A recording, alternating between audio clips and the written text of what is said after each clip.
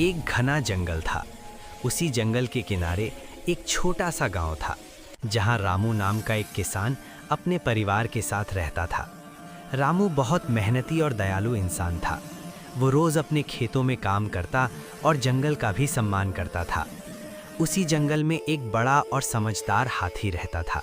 हाथी अक्सर नदी पर पानी पीने आता और रामू के खेतों के पास से गुजरता।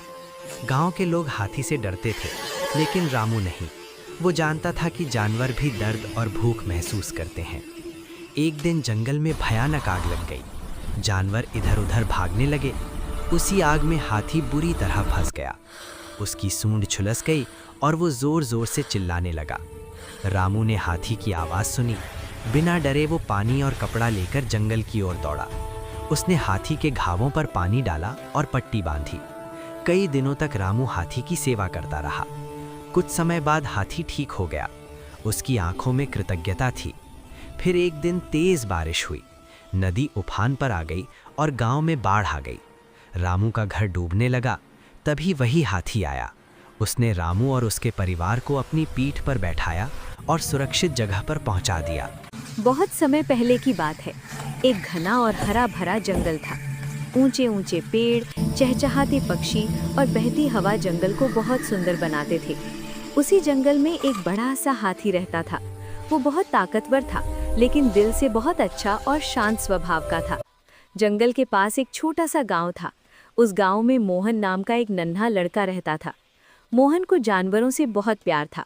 वो रोज जंगल के किनारे जाकर पेड़ों, पक्षियों और जानवरों को देखता और खुश होता था। एक दिन मोहन खेलते खेलते थोड़ा अंदर जंगल में चला गया। तभी उसे जोर जोर से रोने जैसी आवाज़ सुनाई दी। वो आवाज़ की दिशा में गया तो देखा कि वही बड़ा हाथी एक गहरे गड्ढे में फंसा हुआ है। हाथी बार बार अपनी सूंड हिला रहा था, लेकिन बाहर नहीं निकल पा रहा था।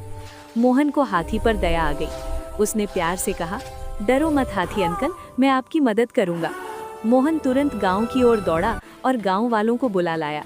सभी लोग रस्सियां, लकड़ियां और पेड़ की मोटी डालियां लेकर आए। सबने मिलकर बहुत मेहनत की। काफी कोशिश के बाद हाथी धीरे धीरे गड्ढे से बाहर निकल आया। आजाद होते ही हाथी बहुत खुश हुआ। उसने अपनी सूंड से मोहन को प्यार से छुआ, जैसे आशीर्वाद दे रहा हो। गांव वाले भी बहुत खुश हुए। उस दिन के बाद हाथी और मोहन अच्छे दोस्त बन गए। जब भी मोहन जंगल आता, हाथी उसकी रक्षा करता। पूरे जंगल में ये बात फैल गई कि दयालुता और मदद से सच्ची दोस्ती बनती है। अगर आपको ये कहानी पसंद आई हो तो ऐसी ही और कहानियों के लिए चैनल को सब्सक्राइब ज़रूर करें।